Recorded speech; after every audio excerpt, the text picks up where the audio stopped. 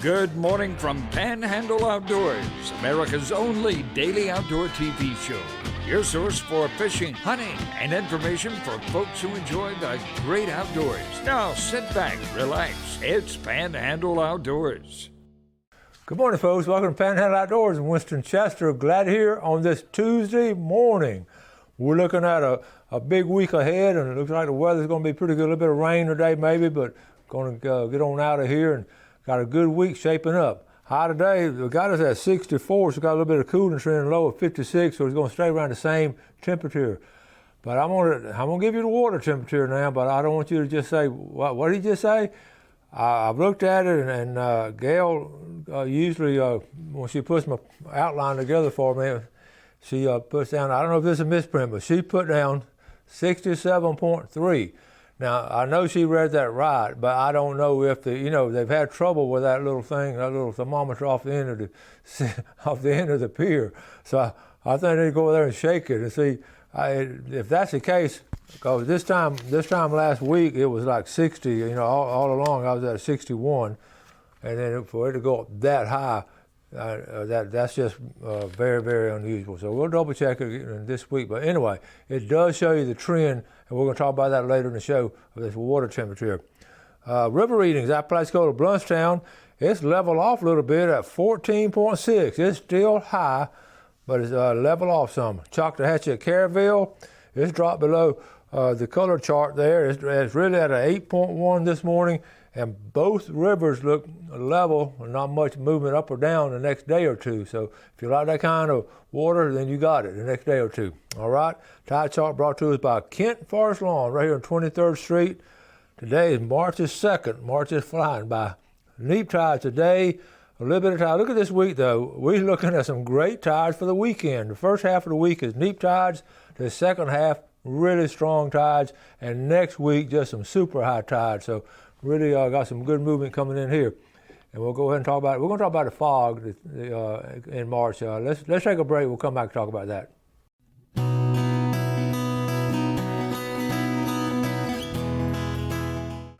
Welcome back. I forgot to give you the wind direction. It's coming in, on the last segment, it's coming in from the east at about 14. So we know what kind of windy month March has, but February sort of stole us thunder, didn't it, the first part of February. Okay, up until last week. All right, a couple of pictures. This first one is a flashback I got. That's me on the right. We're on a quail hunt. My lifetime childhood friends. This is before Hurricane Michael, the hunt we went on before Hurricane Michael.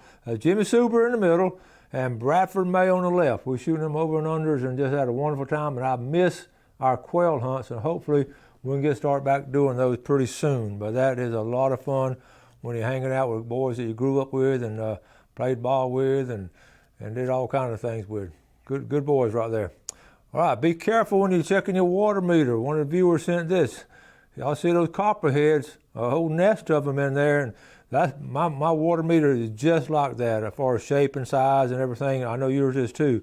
So be careful because they can really get up in there, and you don't want that. The Dwayne Baxter from Jackson County. This was Billy Granson sent this to me. I thought it was like a panther at first, but it's a bobcat up there. Dwayne Baxter, Jackson County. Crystal Bullock. Crystal, okay. Crystal is an English teacher at Bay High School. Her husband's a principal there at Mosley, and she goes hog hunting about once a year with her dad. She said, I killed my first hog exactly 1 year ago tonight. Killed my second one 10 minutes ago. That's not bad for an English teacher, is it? Very good. Crystal, I'm real proud of you for getting that. Look at there. That was last year. The first one, then the other day. Really good English teacher. I've known her since she was a student, since she was little. Tess Randall Jolly and Ornery Jake flushing hens just because they can. I'm going to blow this up for you.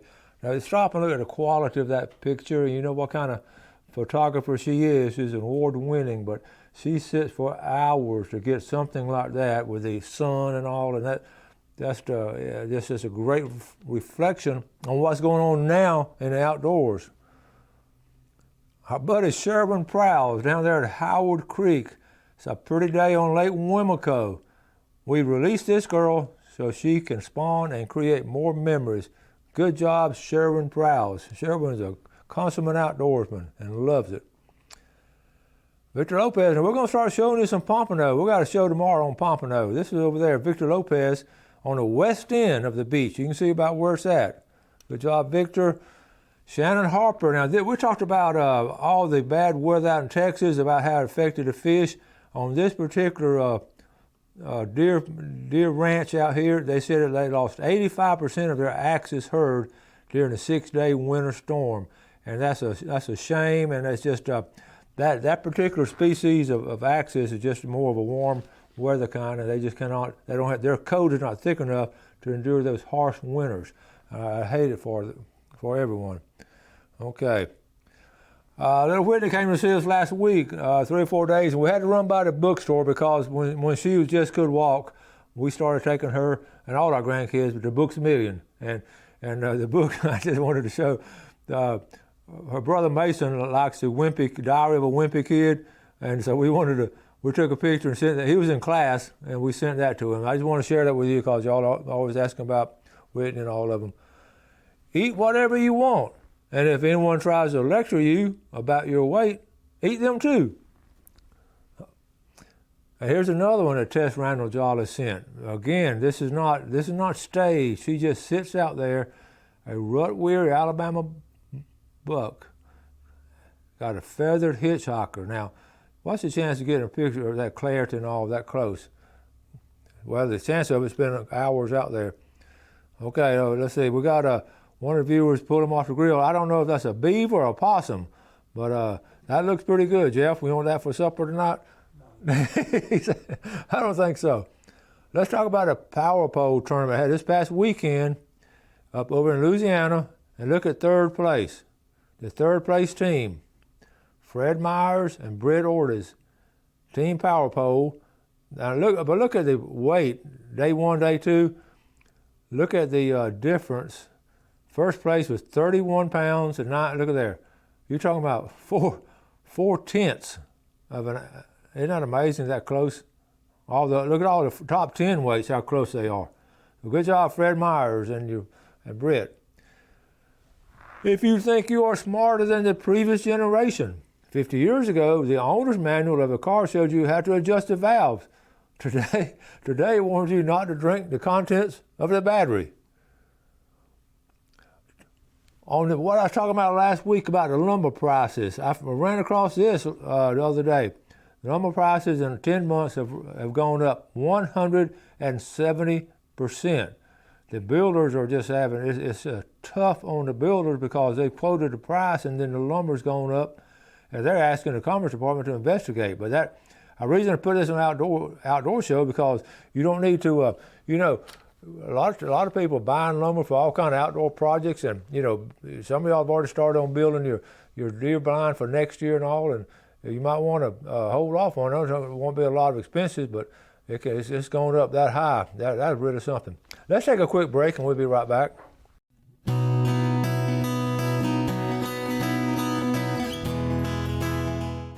Welcome back. Glad you're with us this morning. Right here now. Got a big rodeo coming up this weekend. The Shout-Out Shriners. This is going to be March the 5th and 6th. It's going to be, this is one of the big fundraisers, and you know what the Shriners do for our folks and all. It's going to be at Youngstown Fountain Park up there on Highway 20, and it's going to be a really good time, so put that on your calendar, March the 5th and 6th. Okay, and it's a great rodeo. There are a lot of folks up there, and it's a fundraiser for the Shriners to do what they do with the burned and crippled children. This is a great organization. I appreciate them very, very much. Okay, I had a message right here from Blue Water, from Bobby at Blue Water. I'm going to read it to you. Bobby Scarborough, the manager of Blue Water Outriggers, he said, "Good morning, Winston. Hope this finds you well and in good spirits. I wanted to let you know, if you did not know already, that the Blue Water Outrigger tent sale will not be happening this year. George and I have spoken about it several times, and we just don't feel comfortable putting it on with the COVID as prevalent as it is still. As you know, it pulls in large crowds, and it would be near impossible to allow for social distancing in the tent and within the store as well. So for the sake of our staff and our customers, we have postponed. and Bobby Scarborough, and I can understand that. Right now doing it, we're right on the cusp of things getting a lot better. They postponed it. They're going to have it, and it might be the middle of the summer, it might be the end of the summer or next fall, but it won't be like this big kickoff we have every year with all kind of great things and all. So Bobby, thank you for letting us know. Now let's talk a second about the third fog in March. We're going to talk about Spanish mackerel. In fact, I brought my rig here. Put it out last night. In fact, it's still rigged up from last time. This is the rig you're going to need for catching Spanish mackerel. And what we call this a straw rig. And don't forget, the number one go-to casting bait is going to be the little silver Clark spoon, or you can put Clark spoons on this. And I haven't had this one. Let's see. There you go. Can y'all see this okay? It's a straw rig. This is a hook, okay? It's got 1, 2, 3, 4 hooks. It's called a straw rig because, like I said before, the original rigs were made with McDonald's straws, and then they got to put a silver spoon at the end, and you catch it. You're gonna catch them on all. And then you got your weight. You got your little weight right here, and you adjust the size of the weight as far as the depth of water and speed of your boat. This is for trolling, and hopefully we're going to be doing that soon. When I say soon, within a week or two, hopefully the Spanish mackerel will be here. One of the things too, but you can catch them off the jetties, anywhere off the bridges and all. And the big thing, you look for diving birds. If you're looking for a school out there in the boat, those birds start diving. That means those Spanish are up on top of the water. They're feeding on bait fish. Big fish are under them, feeding on them. So that activity with the diving birds, that's how the old timers did it. And speaking of the old timers, they were the ones that come out with this phrase, the third fog in March. And I've talked about it every year, and I still have some people sort of question me about where it came from. And it was just how the old timers, what it is, a reflection of the water temperature when the fog on the water, when the water temperature starts going up, the air starts cooling, and the air's cool in the morning, and how that fog forms. Well, that's a result of the water temperature going up and the contrast of the moisture in the air with the temperature. And I remember doing some of the old interviews with the older guys, and I would always ask most of them about, well, what's the story on the Spanish mackerel? Because they loved the Spanish mackerel coming in, because that's the first fish that really started migrating was the Spanish mackerel. It was always sometime in March, and I'd ask them, I said, I know you look for signs. And I remember talking to the Ware family was really big in it, and I was talking to the Ware family, and they were talking about what they would look for diving birds, but just in the mornings when they got up, they would look at the weather, and that third fog, they would start on March the 1st. And by the way, we had a fog yesterday on March the 1st, so that could be our first one. But that's how they didn't have a means of checking water temperature. They didn't have, they just didn't have a way of doing it back in the early days. So that third fog was a really big deal, and I always got a kick out of it, and I've always kept up with it. Temperature-wise, somewhere around 66 to 68 degrees, and what was it today? It was 67 supposedly. So we hope they start coming in soon. So anyway, you can catch them off the jetties. The big thing though is a gotcha plug, and we'll talk about that on another show. Right now, we're talking about the Spanish mackerel, what we call a tree and all, with a straw rig. That's for trolling, and that's a lot of fun for kids. One thing in casting, the little kids and all have trouble doing it, but if you're just trolling and just hooking them up with a rig like this, kids love doing it. Okay, we did not get to finish all of our pictures, and let's see, because we got some bass fishermen who are tearing it up there. Let's see, we showed that one. Okay. All right, here we go. Let's go. Jackie Cargo, they were on the show last week and all, and they were down there fishing. Jackie down to Harris Chain, okay? And here she is. It was a blast. Not the finish we were hoping for, but all in all, it was a wonderful time. Carson learned some new techniques, and super proud of both of y'all. On the Seminole next weekend, so this coming weekend, these young people will be at the Bassmaster High School Classic up on Lake Seminole out of Sneeze Landing, and I'm going to try to go up there for the weigh-in. Okay. All right, now this is the same boy on the ride, Dylan Chester. I've had Dylan on before, my great nephew, and they did well down there. And then his fishing partner is Renner Roberts. Renner got his mask on. He didn't want to get sunburned there. So we're gonna hopefully get up there next weekend and interview these boys, and I'm so proud of that's the Quincy group and the Liberty County group. Okay. Listen, Donnell Finley, he texted me this, also got it off the Facebook page, but he texted me and said, I got permission to put this on. He had a great afternoon, folks. A 9.13 pound, and the other one, his dad was a 9.5. That was Sunday afternoon. Now, this is here it is right here. Is that? I'm not going to tell you. It's a secret of where it came from, but for both boaters to get fish that size, that's 2 9-pounders roughly in the same area, and of course they released them and all. In fact, he had a video. I'm going to show you the video later on of them releasing that big bass and all. But good job, Donnell and Dale both, 9.13 and 9.54. Okay, on the next segment, I'm going to show you this segment right here. I want to show you. I had one of my former students call me the other day, and he had some pompano jigs he had made. Okay, and I put this on Facebook. I want to share it with y'all that don't have Facebook. When your former student is making pompano jigs, you meet up with him and get some. Jason Griffin, the outdoor class of 2000, learned this trade in class, and now putting out quality jigs. And truly the most important part was getting to shake his hand and hug one of my former students and catching up on what he's been doing the last 20 years, because that was in the class of 2000. But I'm going to show you these jigs and all. That's a good job there. Okay. Speaking of Spanish mackerel, the season's open. The bag limit is 15, and the minimum size is 12 inches. Okay, the Spanish mackerel. That's just a landmark fish. I thought this is interesting. On the bottom right here, the edibility. Very good edibility, but may contain elevated mercury levels. Okay, so be aware of that. That last bottom line, I can't pronounce that, but the edibility is very good. And we usually smoke ours, and we don't eat a lot of them. I have some friends that like them. Okay, so, all right, so let's move on. We've got a lot of stuff to go over today. I want to add some names. Okay, let's add some names to the jar. I'm getting behind on this. In fact, I'm running behind on my commercial. Let's go ahead and take our break, and we'll be right back. Okay, welcome back. Let's take a look at our fishing game time today, brought to us by Blue Water Outriggers in Port St. Joe, 1:31 to 3:31 this morning, and this afternoon after lunch at 1:57 to 3:57. Let's add some names. Jocelyn Cassidy from Panama City in the Cove. All right, Cove is a cool place. Bart Lewis from Lynn Haven.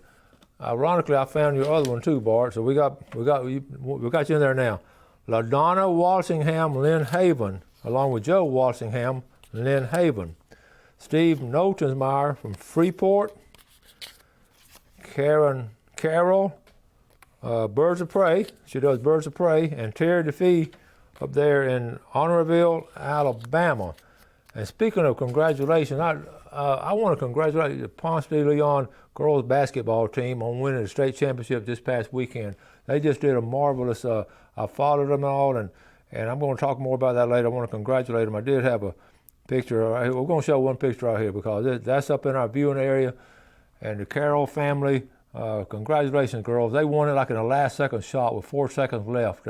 They bombed one from 3 points to win it and upset the defending champions. So congratulations and to the Carroll family and all those folks up there. We're going to talk more about that later.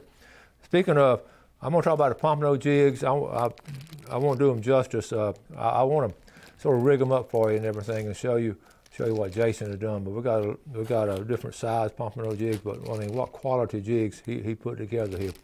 I wanted to share this with you. We like to do like human interest as much if it sort of ties in with outdoors, because there's so many good things go on outdoors that really doesn't get a lot of recognition and all. And this is in our Sunday morning paper.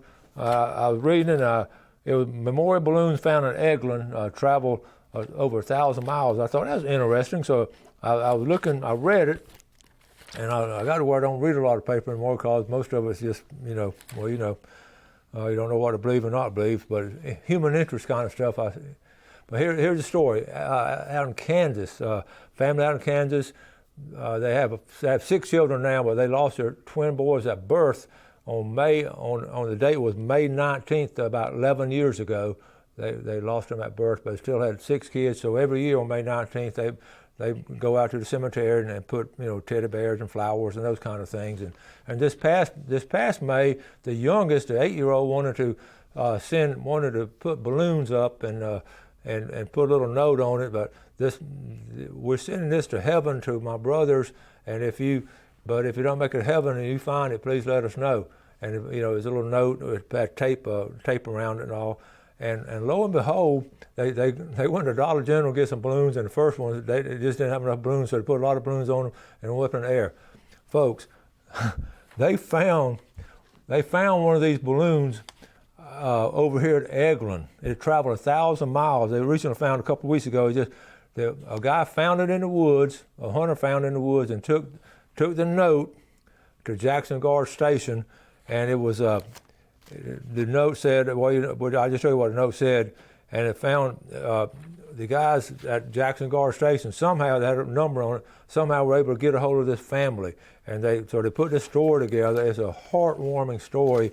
And the mama said it was just, being found by hunters made it even more special, because her and everyone in the family, her husband and all the kids, were big outdoorsmen. They loved to hunt and loved to fish, and she just thought it was downright cool and so heartwarming that a hunter found it in Eglin and finally got back hold of it. And so I'm thinking, it traveled since May, and they found it 1,000 miles. So how did it stay up in the air like that? I mean, and then came down to Eglin, and a hunter and outdoorsman found it. So I just thought, you can look it up and all.